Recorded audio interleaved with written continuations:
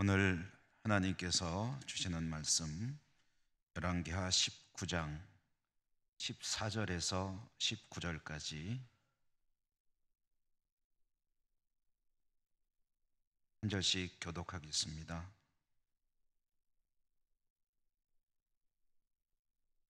열왕기하 19장 14절에서 19절까지. 히스기야가 사자의 손에서 편지를 받아보고 여호와의 성전에 올라가서 히스기야가 그 편지를 여호와 앞에 펴 놓고 그 앞에서 히스기야가 기도하여 이르되, 그룹들 위에 계신 이스라엘의 하나님 여호와여, 주는 천하 만국의 홀로 하나님이시라. 주께서 천지를 만드셨나이다. 여호와여, 귀를 기울여 들으소서. 여호와여, 눈을 떠서 보시옵소서. 산헤립이 살아계신 하나님을 비방하러 보낸 말을 들으시옵소서. 여호와여, 아수르 여러 왕이 과연 여러 민족과 그들의 땅을 황폐하게 하고 또 그들의 신들을 불에 던져 싸우니, 이는 그들이 신이 아니요 사람의 손으로 만든 것 곧 나무와 돌뿐이므로 멸하였나이다. 우리 하나님 여호와여, 원하건대 이제 우리를 그의 손에서 구원하옵소서. 그리하시면 천하 만국이 주 여호와가 홀로 하나님이신 줄 알리이다 하니라. 아멘. 오늘도 말씀의 은혜가 여러분 가운데 풍성하시기를 기원합니다. 열왕기하 읽기로 들어와 오늘 28번째로 읽은 이 말씀은 상당히 단락으로 따지면 긴 본문이기 때문에 중간에 아주 일부분만 택해서 읽었습니다. 전체 내용을 가지고 말씀을 전해드리겠습니다. 북왕국 이스라엘은 망했지만 남왕국 유다는 그 이후에도 상당한 기간을 존속했습니다. 남왕국 유다의 임금들은 대체로 무난한 임금들이 많았지만 아하스라고 하는 그런 희대의 엉터리 임금도 있었고, 또 히스기야라고 하는 걸출한 임금이 나오기도 했습니다. 지금 우리가 읽고 있는 이 말씀은 히스기야 시대의 이야기를 읽고 있는 것이고요. 히스기야는 제2의 다윗이라고 불리울 만큼 하나님 앞에 정직하고 신실한 믿음의 사람이었다. 그가 행했던 업적들을 우리가 지난 수요일에 생각해 보았죠. 그동안 유다 왕실 어느 왕도 해결하지 못했던 산당 폐지라고 하는 수건 사업을 해낸 것이 히스기야입니다. 그리고 각종 주상, 그리고 아세라 목상 이런 우상들을 파괴한 것도 히스기야였습니다. 히스기야의 업적 중에 또 한 가지 성경이 주목하여 기록한 것은 모세의 놋뱀을 부숴버린 것이죠. 모세의 놋뱀을 파괴하고 히스기야는 그것을 느후스단이라 불렀는데요. 느후스단이라는 말은 지난 수요일에 말씀드렸죠. 놋조각이라는 의미입니다. 그러니까 이것은 백성들이 마치 거기에 무슨 특별한 의미가 있거나 또는 신적인 존재와 같이 숭배하는 경향이 있는 모세 시대의 놋뱀, 분 따서 만든 형상들, 이런 것들이 이거 아무것도 아니다, 이거 그냥 놋조각에 불과하다. 만약에 이제 그걸 돌로 만들었으면 돌조각이고, 쇠로 만들었으면 쇠조각이고, 나무로 만들었으면 나무 조각에 불과하다, 이런 이야기를 한 것입니다.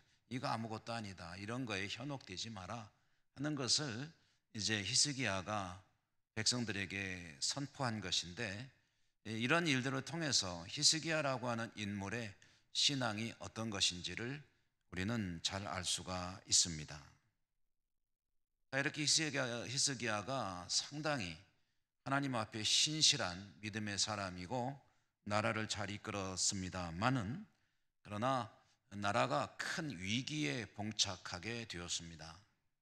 히스기야 시대의 두 번째 이야기, 큰 덩어리 이야기는 이 아수르라고 하는 나라가 쳐들어왔을 때 이야기를 전해주고 있는데요. 북왕국 이스라엘을 무너뜨리고 나라를 완전히 초토화시키고 나라에 싹 쫓아 잘라버리고 그래서 이스라엘의 민족의 흔적을 없애버린 잔인한 나라 강대국 아수르. 그 아수르가 남왕국 유다로 침공해 왔습니다. 아수르는 당시의 최강대국이었습니다. 구약 성경에서 이스라엘의 고통을 주는, 이스라엘을 압박하는 그런 주변에 여러 나라들이 있고 그 중에는 작은 나라들도 있는데요. 그러나 아주 강력한 제국들도 여러 나라가 있었습니다. 대표적으로 이집트가 있고, 그리고 오늘 이야기 속에 아수르가 있고, 그리고 바벨론, 그리고 메데바사, 세계사에서 흔히 말하는 페르시아, 이런 나라들이 이 자그마한 나라 이스라엘의 주위에 있는 강력한 제국들이었습니다. 이 강력한 제국들이 항상 동시에 강력한 게 아니고 한 나라가 세지면 다른 나라는 좀 잠잠하고 시대에 따라 부침이 있었는데요. 이 히스기야 시대에는 이집트나 또는 바벨론 같은 나라들은 조금 약했고 이 아수르가 최고로 강성했던 그런 시기였습니다. 아수르가 다른 어느 나라도 감히 견줄 수 없는 막강한 제국인 아수르가 이제 이 남왕국 유다로 쳐들어온 것입니다.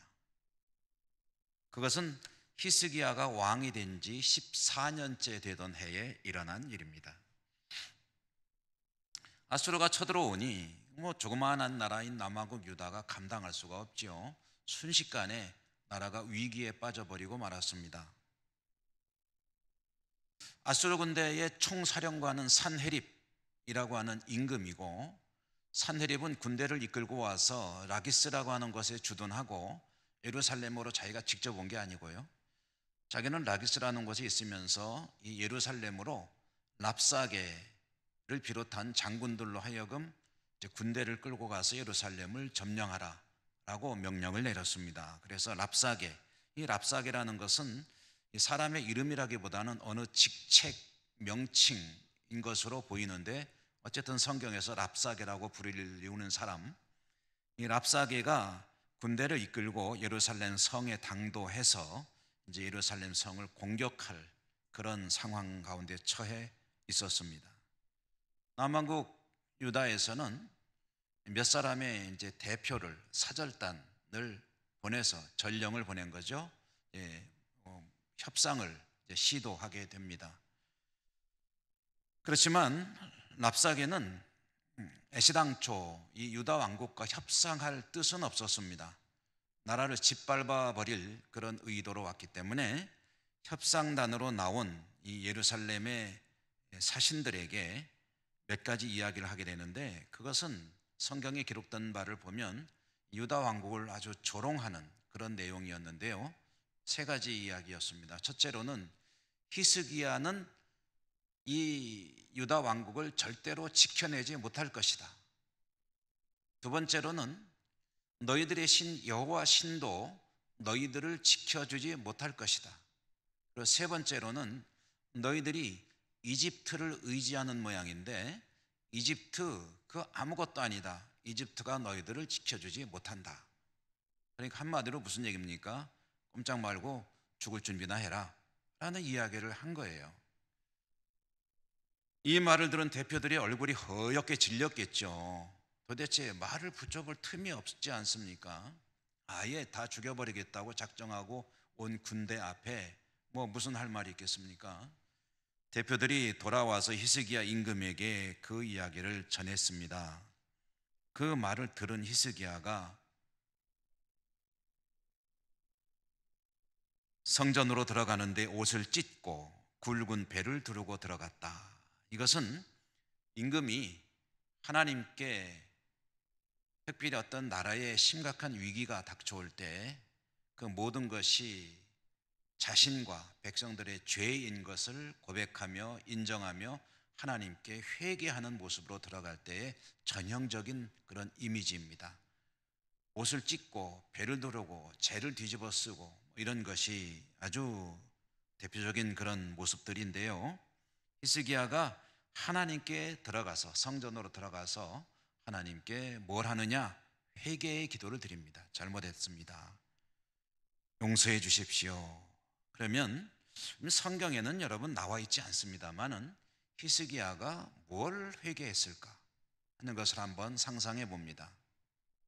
물론 뭐 성경에 근거가 없는 그런 이야기는 소설에 불과하겠지만 성경을 곰곰이 읽어보면은 히스기야가 하나님 앞에 뭘 회개했을 것 같다 하는 그런 빌미가 되는 이야기들이 나옵니다.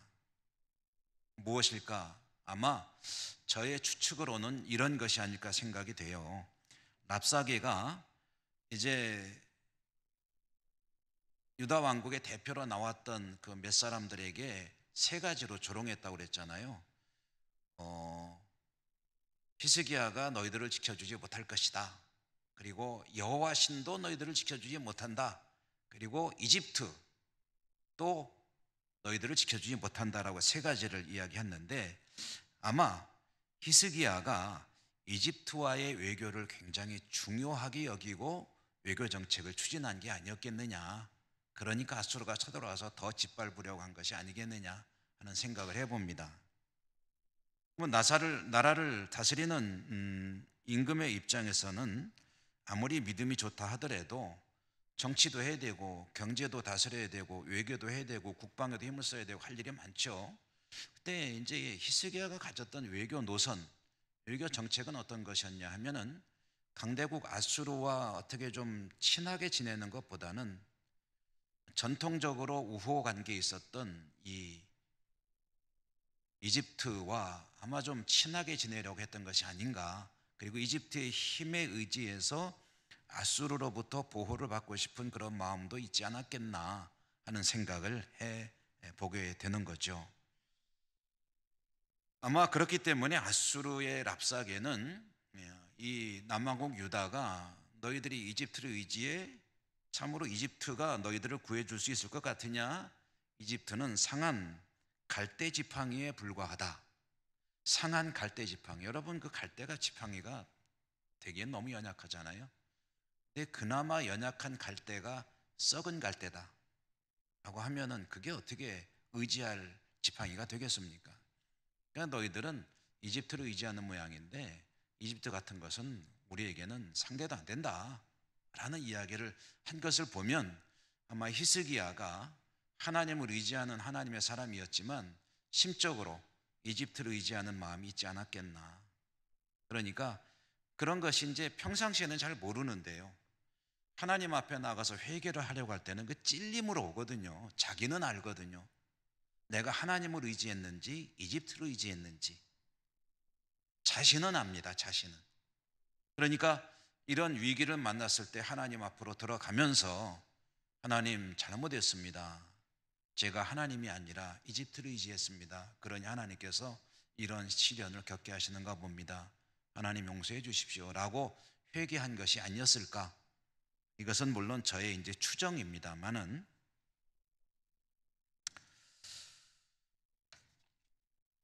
히스기야는 하나님 앞에 회개하기 위해 성전으로 들어가면서 기도만 한 것은 아닙니다. 현실적으로 왕으로서 그가 해야 될 어떤 그래도 정말 가느다란 그런 희망일지 모르겠으나 할 수 있는 대책을 강구해 보다가 그때 떠오른 것이 아마 그 당시에 활동하던 선지자는 히스기야 이사야 선지자였는데요. 이사야 선지자에게 사람들을 보냈다. 성경에 이제 그렇게 이야기가 전개됩니다. 이사야 선지자에게 신하들을 보내서 도움을 요청합니다. 이사야 선지자는 이미 상황을 다 파악하고 있죠. 그리고 하나님께 기도했겠죠. 국가의 위기 상황 하에서. 그리고 아마 하나님께 이미 응답을 받고 있었던 것으로 보입니다.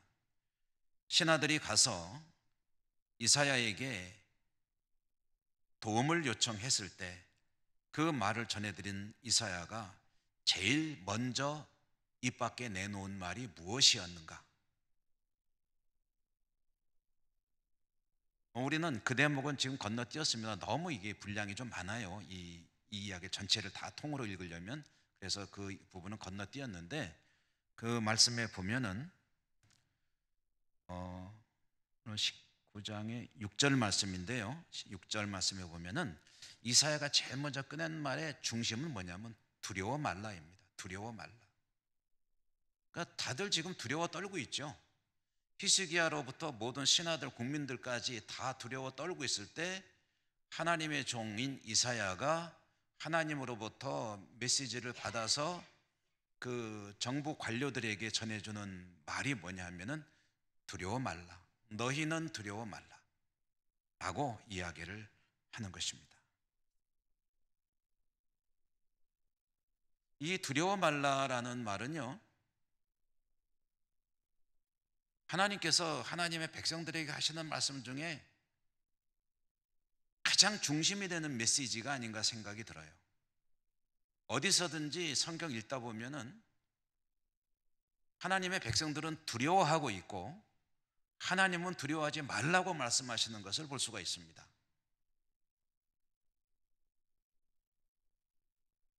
저도 신방을 하거나 우리 또 성도님들, 교우들과 상담을 하거나 할 때 여러 가지 어려운 상황을 이야기하시는 분들, 질병으로 고통 중에 있으시거나 또는 여러 가지 위기 상황을 만났거나 하시는 분들에게 상담을 하거나 할 때 가장 많이 드리는 말씀이 바로 이 말씀이죠. 두려워 말라. 이것은 저의 말이 아니고 하나님이 계속 주시는 말씀이기 때문에 저는 말씀을 인용해서 그대로 전해드리는 거죠. 성경은 우리에게 뭐라고 말씀하시느냐? 두려워 말라. 두려워할 일이 있느냐? 두려워 말라. 지금 무엇을 두려워하느냐? 두려워 말라. 지금 너는 그 일을 놓고 염려, 근심, 걱정, 두려움을 가지고 있느냐? 두려워 말라. 하나님이 늘 하시는 말씀입니다. 출애굽하던 이스라엘 백성들, 그들은 홍해 앞에 이르렀습니다. 그때에 바로의 군대가 뒤에서 추격해오죠. 이 상황은 도간에 든 쥐와 같은 상황입니다. 앞으로 갈 수도 없고 뒤로 갈 수도 없는 진퇴양난. 어쩔 수 없이 다 이제는 잡혀가거나 아니면 몰살을 당하거나 바다에 빠져 죽거나, 어쨌든 결과는 다 똑같아요. 죽게 아니면 노예되기. 그런 위기 상황이 있을 때 그들이 울부짖으며 통곡하고 있을 때 하나님은 모세를 통해서 뭐라고 말씀하셨습니까? 두려워 말라. 하나님의 구원을 보라. 풀어서 말하면 걱정 말고 두려워 말고 내가 너희들을 어떻게 구원하는지 보고 그것을 앞으로 확실한 간증으로 간직하고 살아라 라는 그런 이야기를 모세를 통해서 들려주시죠.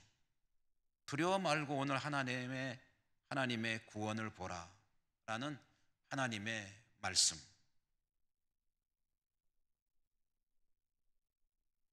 아버지와 형에게 큰 죄를 짓고 야반도주라고 표현하는 것이 좋을 것 같아요.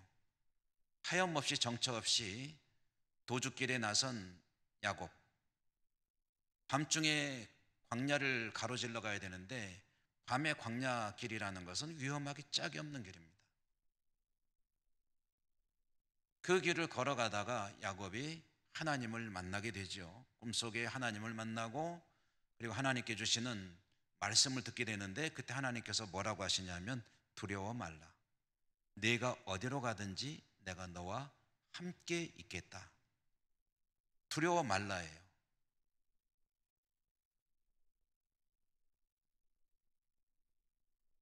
이사야 선지자는 나중에 유다 왕국이 멸망당하고 사람들이 바벨론에 끌려가 유민으로 살게 될 때 그들에게도 아주 중요한 메시지들을 전했습니다. 이사야 40장 이하의 말씀이 바로 그 내용들인데요. 거기서 우리에게 아주 익숙한 말씀이 있죠. 뭐가 있습니까? 두려워 말라. 내가 너와 함께 함이니라. 그것은 바벨론의 포로로 끌려가 살고 있는 유다 백성들에게 하나님께서 들려주시는 하나님의 말씀입니다. 두려워 말라. 주님도 그러셨죠. 물속에 빠져들어가는 제자에게 왜 두려워하느냐? 두려워하지 말라. 늘 제자들에게 두려워 말고 담대하라고 하셨고, 마지막으로 주신 말씀에도 뭐라고 그랬죠? 볼지어다 내가 세상 끝날까지 항상 너희와 함께 있을 것이니 두려워하지 말고 담대하지 말고 어디를 가든지 복음의 증인이 되라 라고 말씀하셨잖아요. 사람들이 너희를 체포에다가 때리고 모욕을 주고 괴롭히고 할 것이나 그러나 두려워 말라 담대하라. 내가 그때 너희들과 함께 있을 것이다. 하나님이 주시는 말씀은요, 항상 두려워 말라고요. 역으로 보면은 하나님의 백성들은 항상 두려워하며 살고 있는 거예요. 저도 여러분도 항상 두려움을 가지고 살고 있습니다. 왜 그렇게 두려운 게 많지요? 저도 너무너무 많아요. 염려도 많고 근심 걱정거리 많고요. 두려워, 정말 무서운 거 너무 많습니다. 그런데 하나님은 말씀하시는 거예요. 두려워 마라.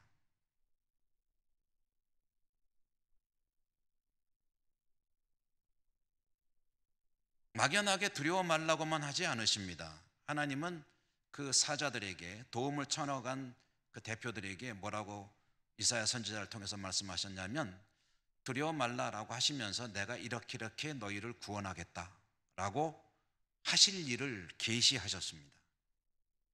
그 내용이 뭐냐면 우리가 읽은 말씀, 건너뛴 말씀이죠. 6절과 7절에 보면은 내가 한 영을 그의 속에 들어가게 하겠다. 아수르 임금에게 영으로 들어가서 역사하게 하겠다라고 말씀하셨고요. 그리고 그가 자기 나라로 돌아가게 될 것이고 자기 나라로 돌아가면 암살당할 것이다 라고 말씀을 하셨어요. 그러니까 이 군대를 하나님이 물리실 것이고, 물러간 그 왕은 산헤립은 자기 나라로 가서 자기 신하에게든 누구에게든 아무튼 칼에 맞아 죽을 것이다, 이렇게 예고를 하신 거예요.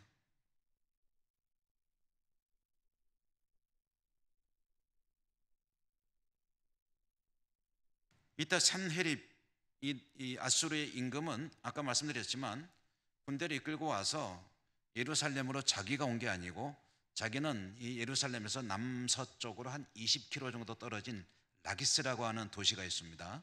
그 라기스에 주둔하고 있으면서 랍사게를 비롯한 몇 사람의 장수들에게 군대를 인솔해서 가서 예루살렘을 정복하라 하고 보낸 건데요.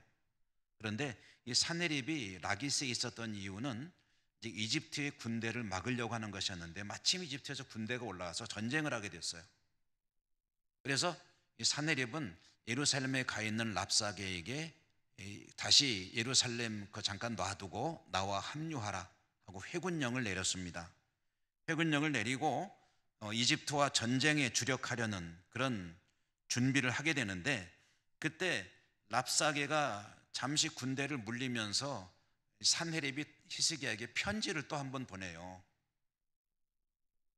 편지에는 뭐라고 되어 있냐면 똑같은 내용입니다. 아수르의 군대, 아수르의 임금의 손에서 지금까지 견뎌낸 나라가 있는 줄 아느냐? 나의 손으로 나의 군대를 막아냈던 신이 있는 줄 아느냐? 아무도 없다. 너희도 똑같이 될 것이다. 여호와 신이 너희들을 지켜줄 수 있겠느냐? 지금까지 어떤 신도 나와 내 군대를 막지 못했다 라고 편지를 한 장 탁 던지고서 이제 야, 이쪽으로 다 와.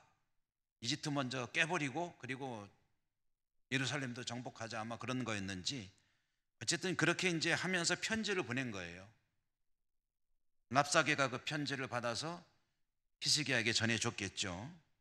히스기야가 그 편지를 받고서 바로 그걸 들고 어디로 가겠습니까? 또 성전으로 들어갔습니다. 성전으로 들어가서 그 편지를 하나님 앞에 딱 펼쳐 놓았습니다. 이게 편지라고 하면은 이렇게 접은 가져가서 딱 펼쳐서 하나님 앞에 탁 내놓고 그 앞에 엎드려서 기도를 또 드리기 시작합니다. 오늘 우리가 읽은 본문이 바로 그 대목이에요. 지금까지는 건너뛴 이야기였었고요. 하나님 앞에 변제를 놓고 히스기야가 하나님께 기도를 드리는데요. 오늘 우리가 읽은 본문의 내용이 히스기야의 기도의 내용이죠. 이 기도의 내용과 기도하는 히스기야의 모습과 이런 전체를 통해서 이 성경 본문이 보여주는 그런 이미지 그리고 메시지는 무엇이냐? 히스기야의 어떤 면모를 보여주고 있는 것이냐?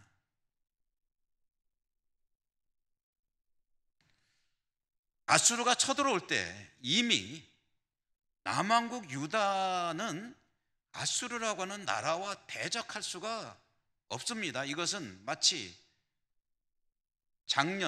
아주 건장한 장년과 아주 조그마한 아이가 씨름을 하는 것과 마찬가지입니다. 애시당초 어떻게 해볼 수 있는 상대가 아닌 거예요. 그러므로 히스기야가 이제 알고 있는 사실이 있습니다. 이 일이 시작됐을 때 어차피 이 일은 사람의 일이 아니고 하나님의 일이다. 아수르가 쳐들어왔다면 이것은 히스기야 자신을 비롯해서 남왕국의 군대가 감당할 일이 아니고 이것은 하나님께서 맡으실 일이고 하나님의 일이다 라는 것을 히스기야는 알고 있는 거예요. 그런데 아수르 임금이 보낸 편지, 그 편지를 받아놓고 보니까 하나님을 조롱하는 내용으로 가득 차 있는 편지가 아니겠습니까? 그러므로 히스기야는 이 일은 하나님과 아수르의 일이라고 한다면 자신이 할 수 있는 것은 뭐밖에 없습니까? 하나님이 이미 알고 계시지만 다시 한번 가서 하나님께 이 일을 해결해 주십시오. 해결하십시오. 이것 좀 보십시오. 하나님 이렇습니다 라고 하소연하면서 기도하는 것밖에 할 일이 없는 거죠. 하나님이 모르시기 때문에 편지를 들고 가는 게 아닙니다. 자기가 할 수 있는 일이 그것밖에 없기 때문에 그 일을 하는 것입니다. 아무것도 할 일이 없죠.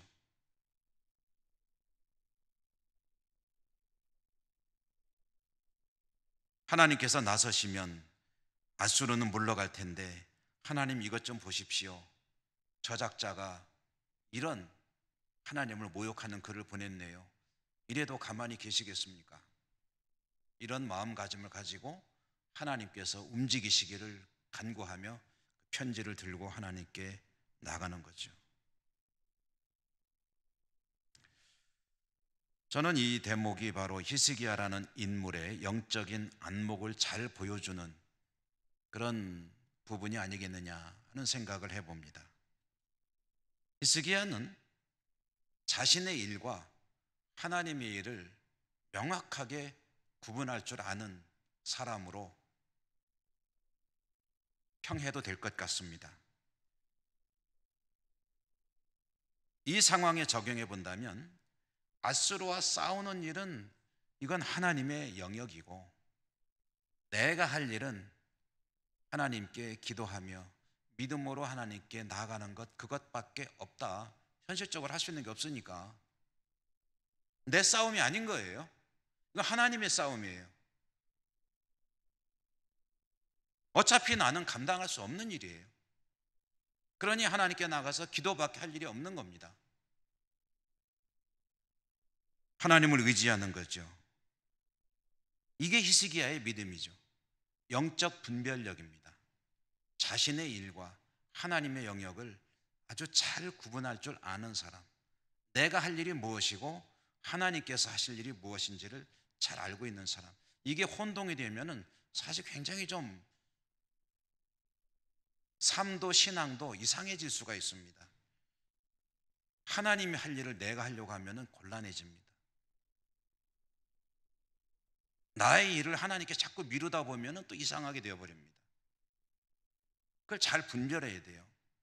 내가 할 일은 무엇이고 그 다음에 하나님께 유보할 일이 무엇인가.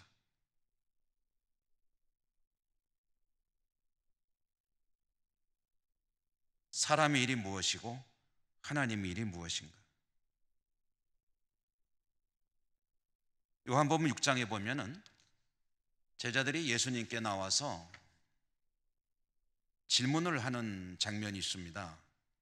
뭐라고 질문하냐면, 우리가 어떻게 하여야 하나님의 일을 할 수 있습니까? 여러분 잘 들어보십시오. 우리가, 나의 말로 바꿔보죠.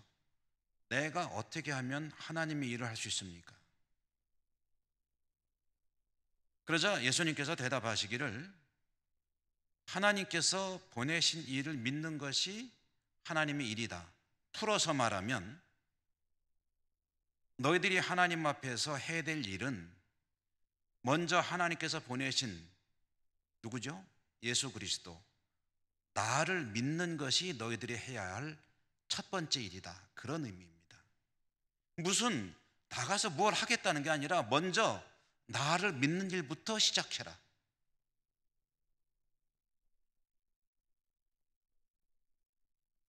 하나님의 백성들이 해야 될 믿음에 있어서의 기본 중의 기본, 그것은 예수님을 믿는 것입니다. 믿는 거예요. 믿는 줄 아는 것이 아니라 진짜로 믿는 것. 믿는 줄로 착각하면서 믿는 것이 아니라 정말로 믿는 것. 그게 하나님의 사람들이 해야 될 일입니다. 하나님의 백성으로 믿음으로 살기를 원하면서 해야 될 첫 발걸음, 그리고 기본 중의 기본, 그것은 예수님을 믿는 것이고, 예수님을 믿는 것은 성경을 믿는 것이고, 성경을 믿는 것은 내 삶의 모든 일들을 성경으로 이해하고 성경으로 해석하며 성경으로 적용해서 받아들일 수 있는 것. 물론 완벽한 사람은 어디 있겠습니까? 그러나 끊임없이 그와 같이 살려고 애쓰는 것, 그것이 바로 하나님의 일의 시발점입니다.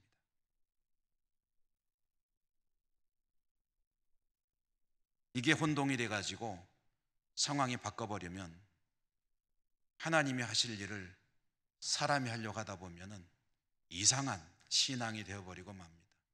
사람이 할 일을 하나님께 다 유보하게 되면 아무것도 하지 않는 그런 사람이 되어버리고 말겠죠.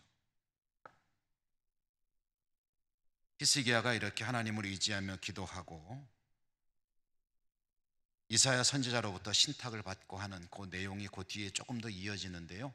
이 단락 이야기는 오늘로써 이제 매듭을 짓기 때문에 결론을 말씀드리고 오늘 말씀을 마치겠습니다.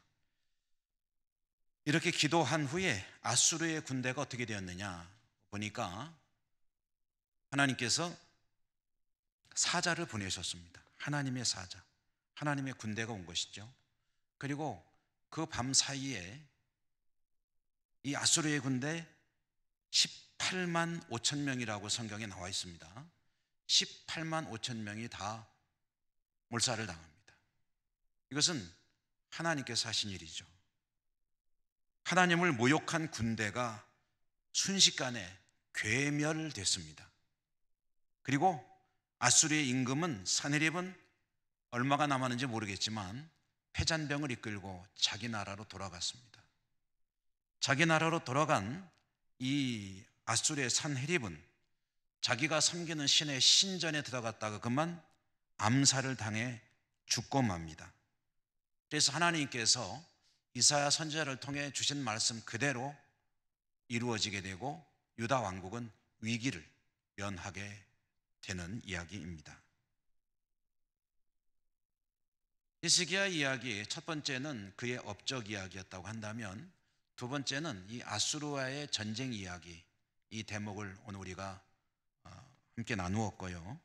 오늘 말씀을 통해서 우리는 이 사실을 꼭 기억하고 우리 신앙에 잘 적용했으면 합니다. 우리가 하나님을 믿고 좋은 믿음으로 하나님이 인정하시고 하나님이 축복할 수밖에 없는 그런 믿음으로 살기를 원하잖아요. 근데 그 신앙의 출발점이 예수님을 바르게 믿는 것, 그것부터 시작하는 것이다. 이 사실을 잘 알고 성경을 사랑하고 성경을 바르게 이해하고 성경을 바르게 적용하고 하나님께서 축복하시는 우리 모두의 삶과 신앙이 될 수 있기를 주님 이름으로 축원합니다. 은혜로우신 하나님 감사합니다. 오늘도 히스기야 이야기를 통해서 들려주시는 이 말씀 들었습니다. 말씀 속에 담겨져 있는 하나님의 음성 잘 듣고 믿음으로 승리하는 저희 모두가 될 수 있도록 축복해 주시옵소서. 예수님 이름으로 감사하고 기도드립니다. 아멘.